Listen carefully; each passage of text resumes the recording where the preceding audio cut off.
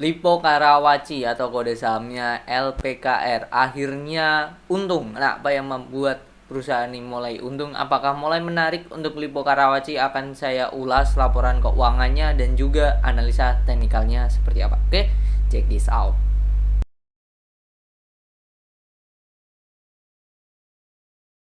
PT Lipo Karawaci Tbk dan entitas anak, ini adalah laporan keuangannya, dan di Stockbit harganya masih di 68 per lembar.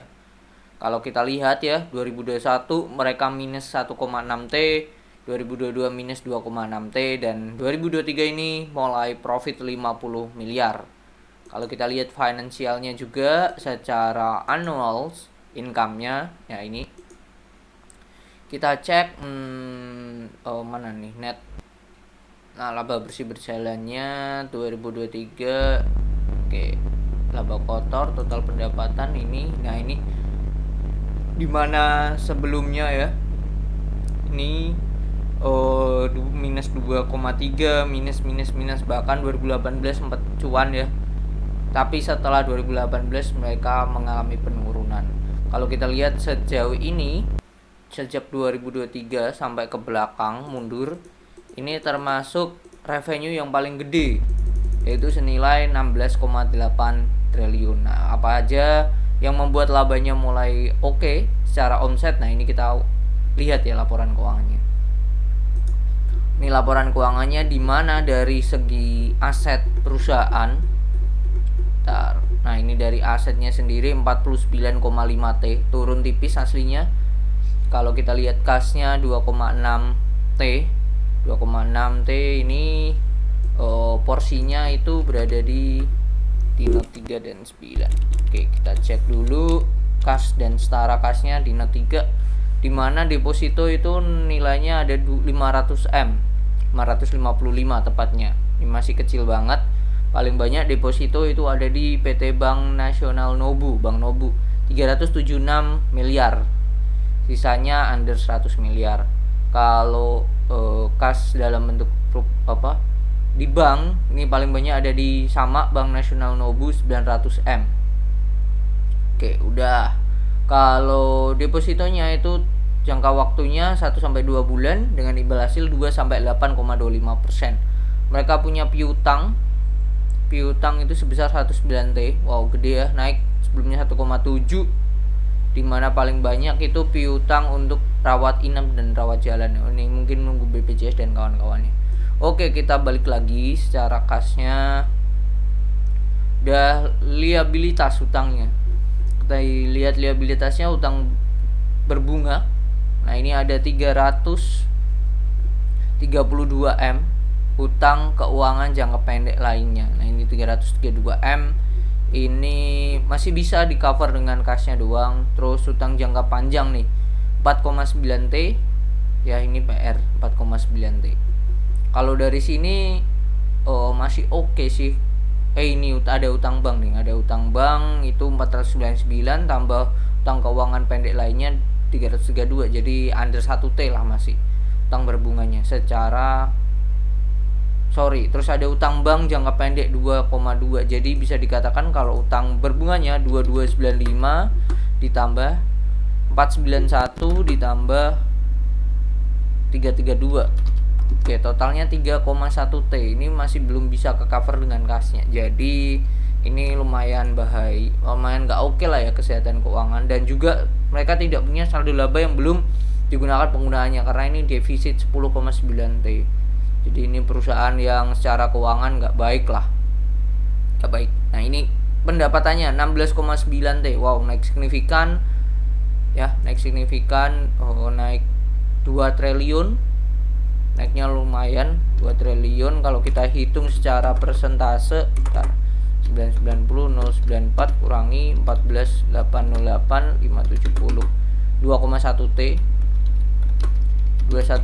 2,1 T itu senilai 14,7 persen. 14,7%. Beban pajak final. Oke, pertama langsung dikurangi beban pajak final, baru dikurangi beban pokok pendapatan. That's why diperoleh gross profitnya ini. Nah, gross profitnya itu senilai naiknya 1,2 T. 1,2 T itu senilai 19% ya. Oke sih, 19% masih oke. Yang PR di sini, dia dapat penghasilan lainnya ya, gede banget 1,2 T. Nah, ini kita cek ya, karena ngefek banget. 1,2 T itu. So far yang lainnya tidak ada penurun, mereka menurunkan ini sih beban lainnya. That's why di laba usaha mereka tetap 3,6 T karena sebelumnya hanya 113 miliar. Nah, ini kita cek ya, perlu cek penghasilan lainnya seperti apa, dari mana penghasilan lainnya ini mereka. Kita cek dulu di pendapatan.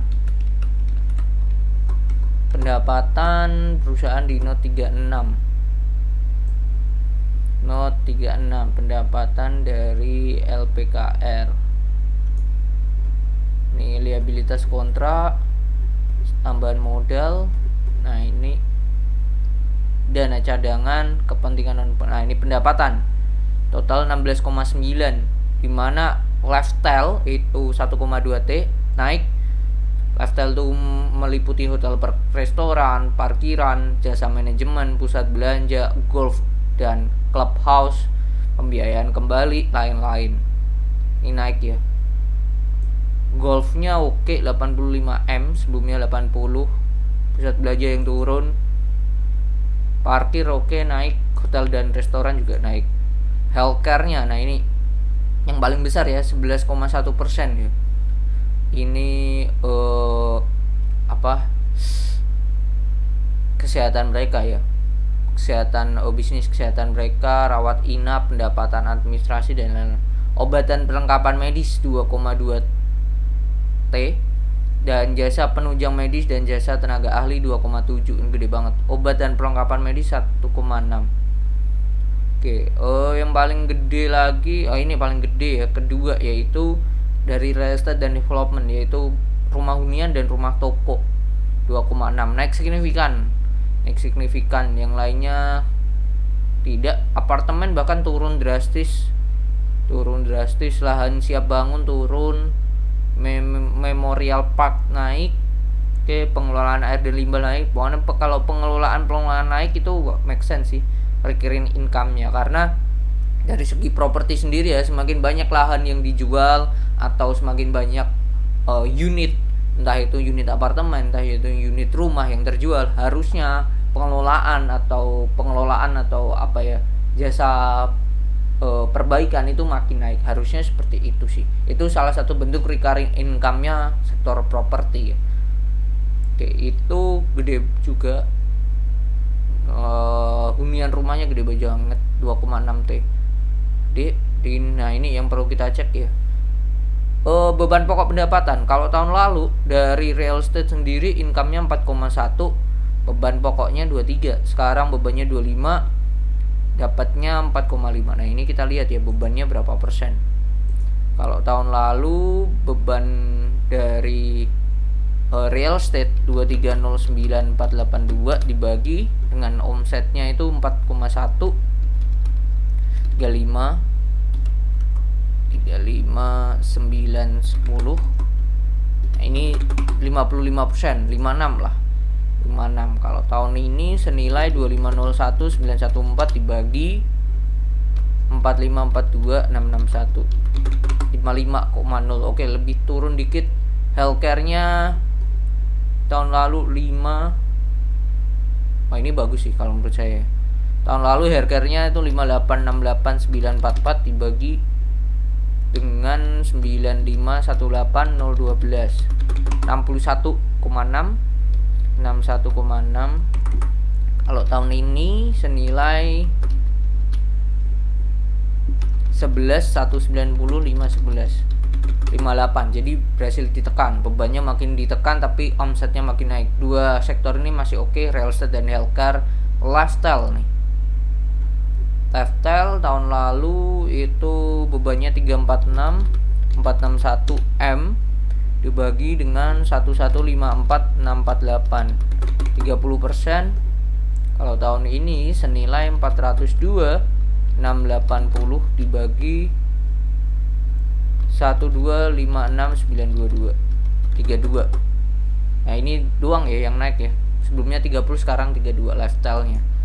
Oke, itu sih, tapi masih bebannya paling kecil ya, cuman ya memang sih ini tidak ada biaya pembiayaan atau beban-beban yang berat untuk si lifestyle-nya sendiri. Untuk hotel dan restoran yang gede ya 117, kenaikannya signifikan. Food business 57 sebelumnya, tapi tidak menunjang itunya sih income-nya. Oke, itu sih sudah terjawab kalau menurut saya. Omsetnya naik dan bisa menekan beban-bebannya, which is good. Nah, ini penghasilan keuangan. Keuntungan pembeli, oke, paling gede itu dari keuntungan pembelian kembali obligasi 900M. Nah, ini selisih kurs kita kurangi aja 900M, jadi selisih kurs kita kurangi 282M. Jadi aslinya kalau secara duit yang ada, ini Lippo Karawaci aslinya tidak untung 50M, karena dari keuntungan 50M di akhir ini masih ada laba selisih kurs 200M. Jadi itu kita hiraukan karena itu hanya pencatatan as a akuntansi aja. Jadi aslinya ini perseroan masih rugi 150-an something M. Jadi itu sih at least makin menurun kalau saya lihat. Dan bagaimana kalau perihal teknikalnya, ya ini di support aja sih, that's it. Ini sebatas itu dan makin turun kalau saya melihat seperti itu. Dan apa yang dilakukan ya mending skip aja, masih banyak saham-saham properti yang lain yang lebih bagus.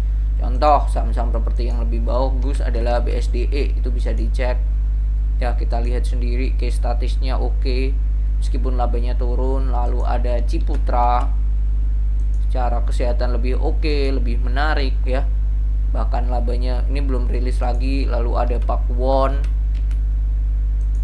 nah ini Pakuwon juga masih ada ya, Growth juga. Jadi masih banyak saham-saham properti yang lebih oke dibandingkan Lippo Karawaci atau LPKR. Jadi bagaimana kesimpulannya untuk Lippo Karawaci atau LPKR, apakah menarik? Menurut saya enggak banget.